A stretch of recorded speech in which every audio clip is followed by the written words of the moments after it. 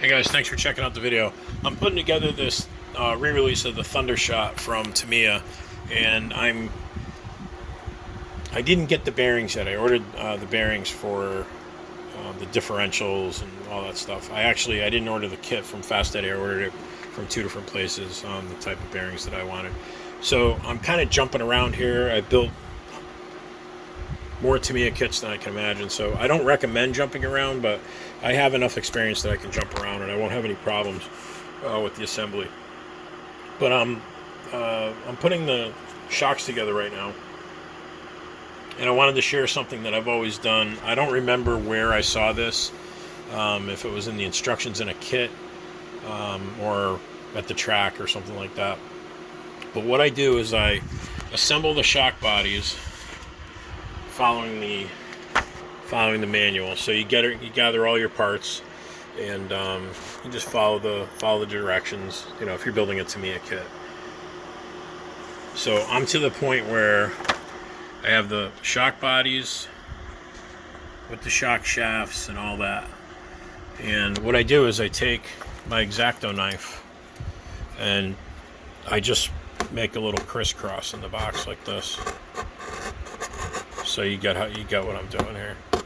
So I cut the little crisscross in the box, and then I just kind of open that up a little bit so that I can slide the whole shock body with the shock shaft on there. So one of the things, once you put it in the box, you slide it into the hole up there. You want to make sure that you have your piston, your shock shaft, pulled all the way down, okay, before you fill it up with oil. So then once you fill it up with oil, you can see where I've got those just about to the tippy top. And because when you put your cap on,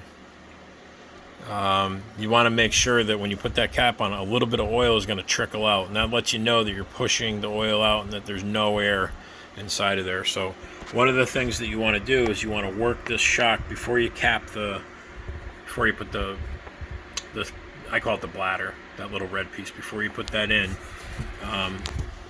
you want to work this up and down, this part right here. Okay, slowly. So I don't know if you can see it here, but when I pull that down, that'll eliminate any of the oil. And I think you can see some of the, I don't know if you can see that or not. Let me try to zoom in on that. See that discoloration, that grainy look? That's all air bubbles. So you want to walk away from this until you come back and the oil's just crystal clear. I mean, there shouldn't be any air bubbles trapped. So then once that's all done, like, walk away. Like, you can do this in the morning, go to school, go to work, whatever. Come back, all those air bubbles will be dissipated. Then you drop your cap on. Then I don't know if I call this the cap or the bladder or what, but, and then you put the top on. And there has to be a little bit of oil when you put this in.